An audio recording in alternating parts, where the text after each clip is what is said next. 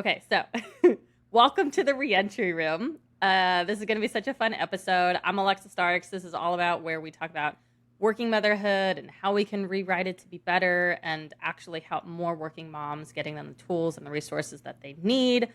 And today I have with me our very special guest, Kayla McGuire. We were just talking about some amazing things that you've been doing. Kayla, welcome to the show. I'm so happy to have you. And I would love if you just share a little bit more about what you do, because it's a lot. It's a lot of things. Yes. Thank you, Alexa. I'm so excited to be here. Again, my name is Kayla.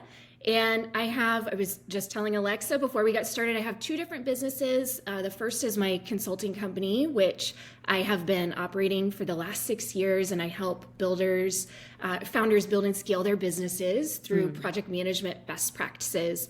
And what I kind of learned through this work with helping founders and project management, building teams, leadership, is that a lot of the same skills that I use with founders to help them build and lead their teams are things that I learned in motherhood, things that we can use in motherhood, things that we can also leverage in the workplace as well. So from that sort of aha moment, I decided to launch a company called Mommers, which is my passion project. It's a nickname my daughter has for me, which kind of represents the transition. That's so cute. Transformation we have as mothers. But Mommers is specifically designed for mothers who are transitioning back to the workplace. And I wanted to create an offering that was really holistic and not just focused on nutrition or movement or leadership, but sort of like mold them all together, because we're going through a huge identity shift in motherhood, and we're also going through huge shifts in our bodies. And I want to see more women kind of tap into how they can do that and leverage that for strength and power, instead of sort of fall into this place that I see so often. There's like this cultural script that once you become a mother, you're tired, exhausted. It's going to be years before you get back to baseline. I want to just tackle that and help form a new narrative, which I know you're doing as well.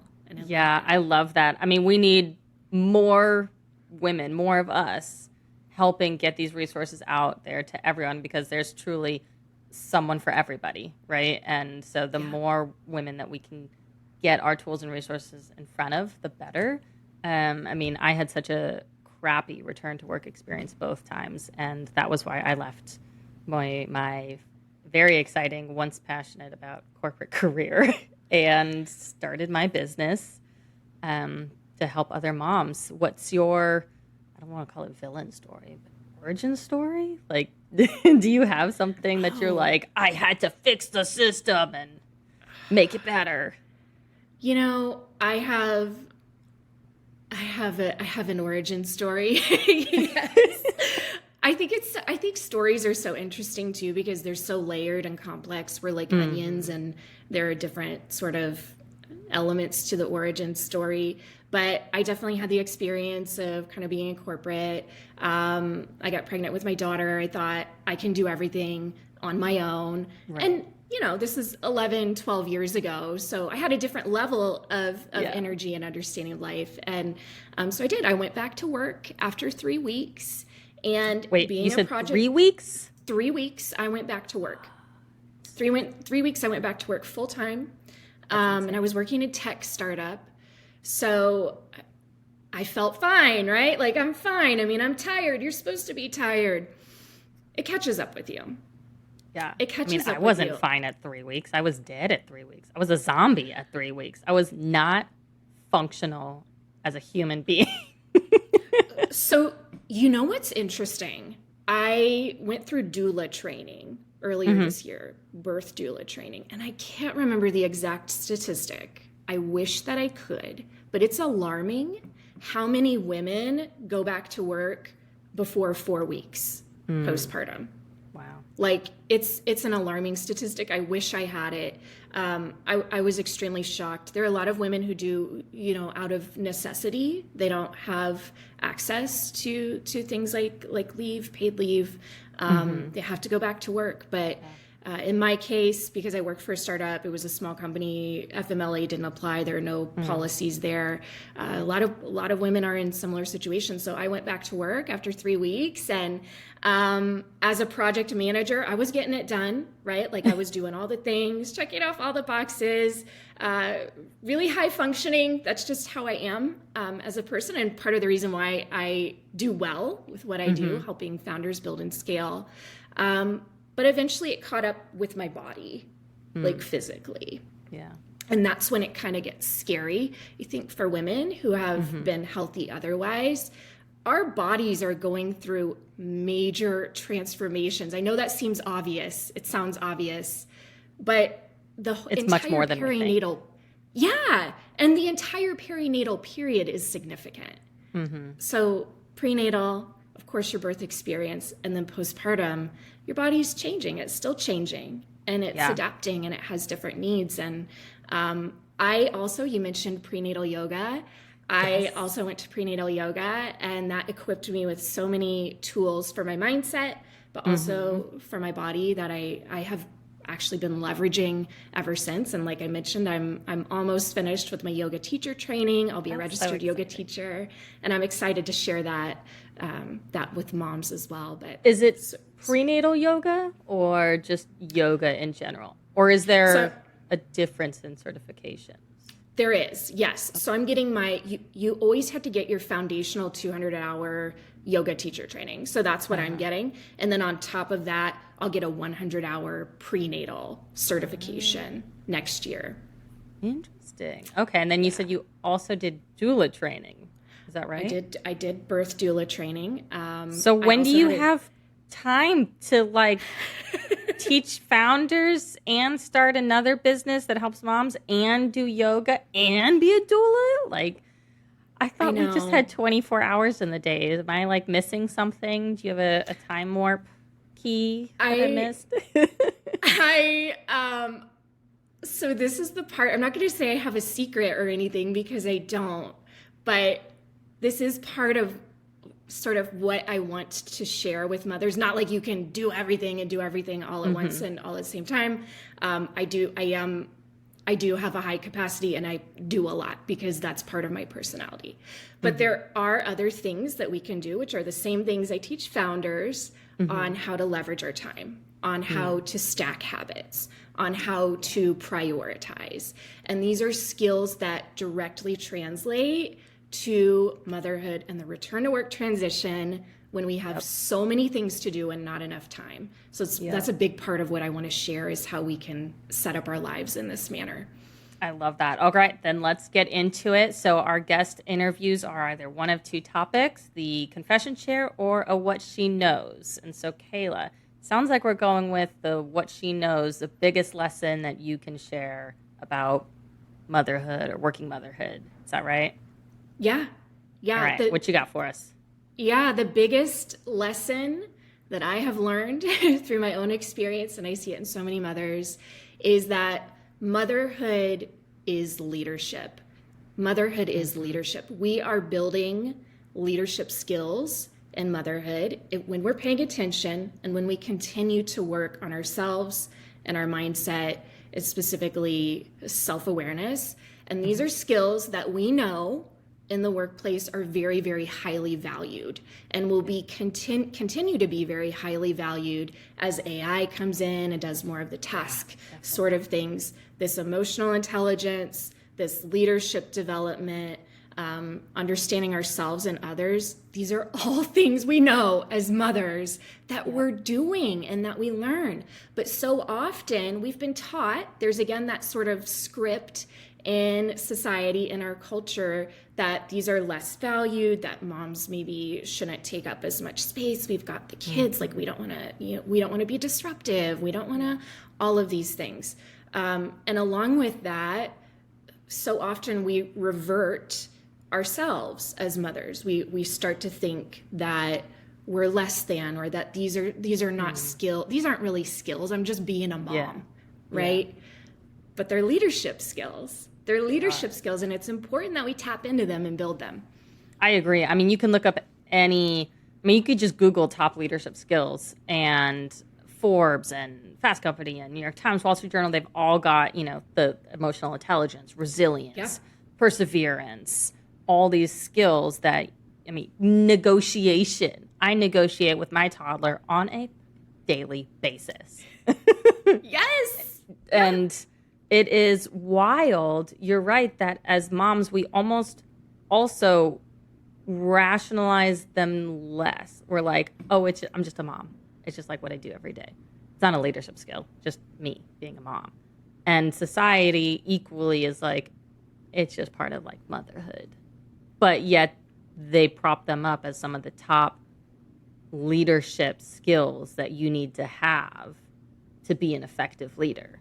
I mean, there's millions of articles about that as effective leaders. So how do we fix the system, or how do we get more women, more moms, more men, more companies to recognize that motherhood is such a critical leadership incubator?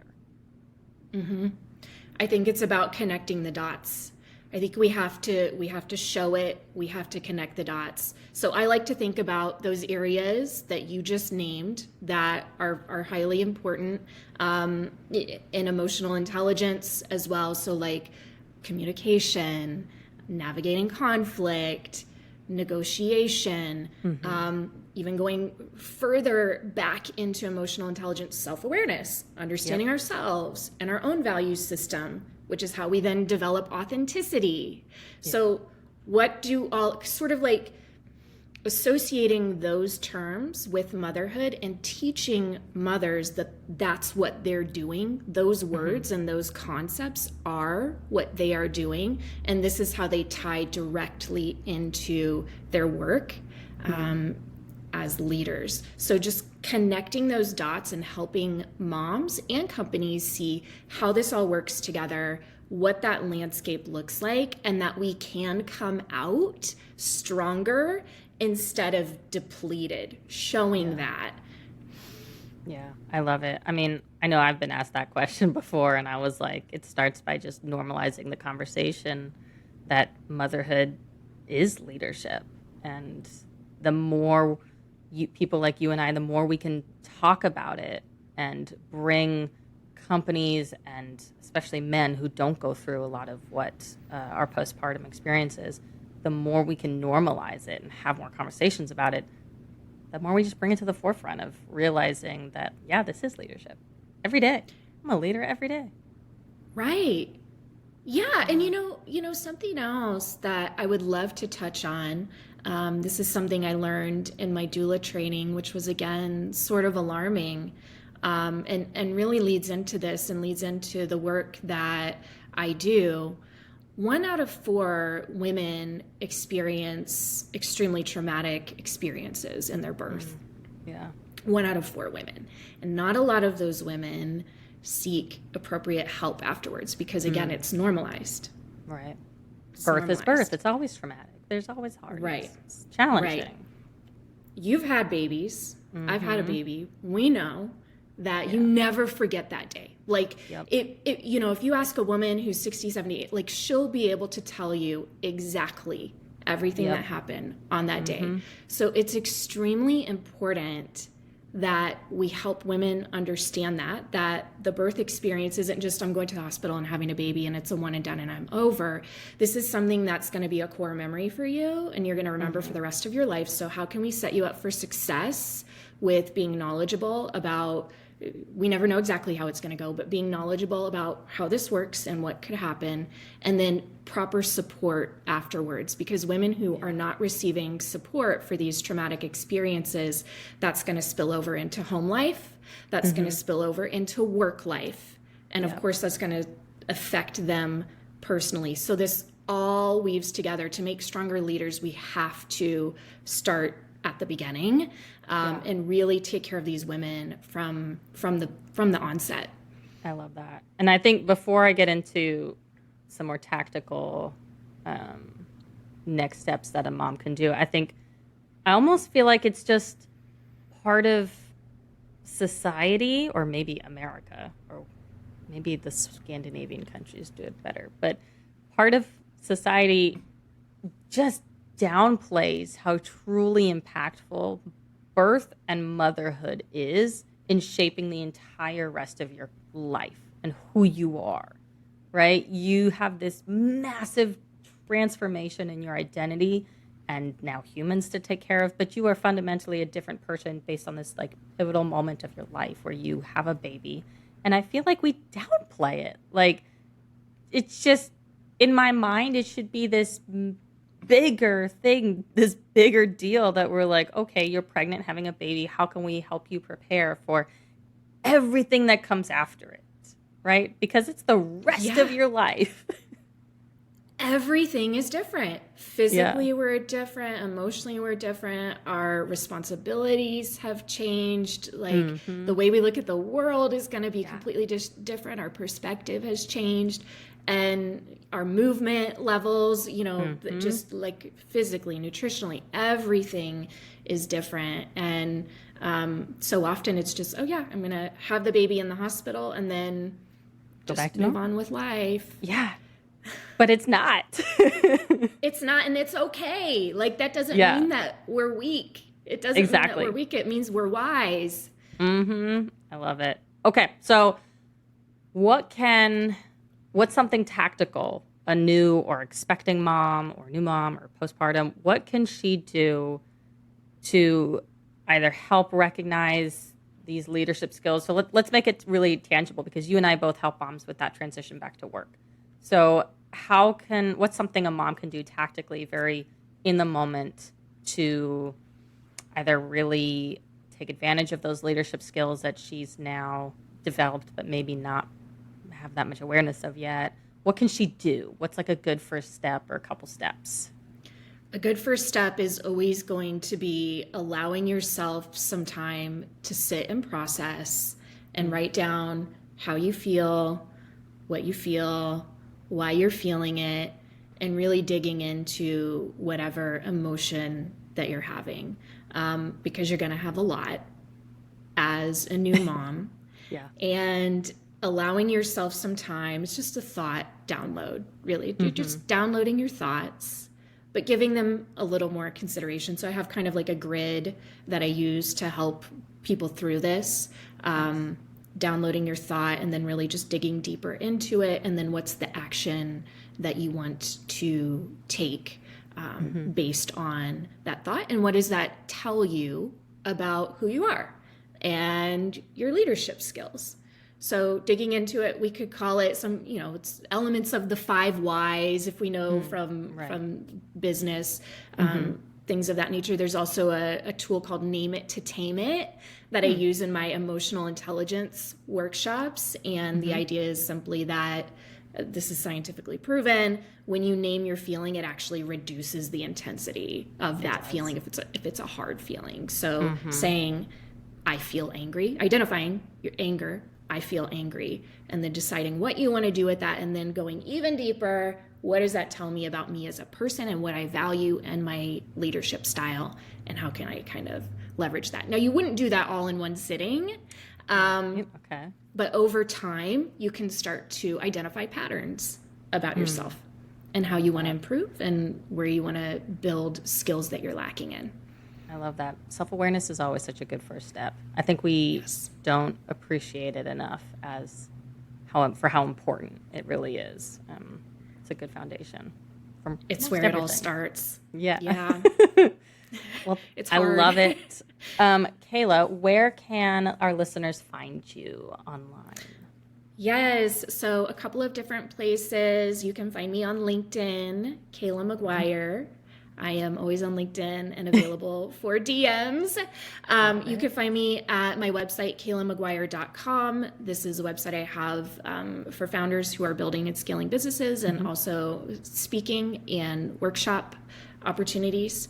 And then I also have my Mommers website, which is out there live. It's not fully launched yet, but Mommers, MOMMERZ. Again, the nickname my daughter gave me when she started talking. So I thought that was just perfect for like shifting identities and women in transformation. Now I've got a new name, right? We get new names when we become moms. Yep. So yes, you can find me at mommers.com, KaylaMcGuire.com or on LinkedIn.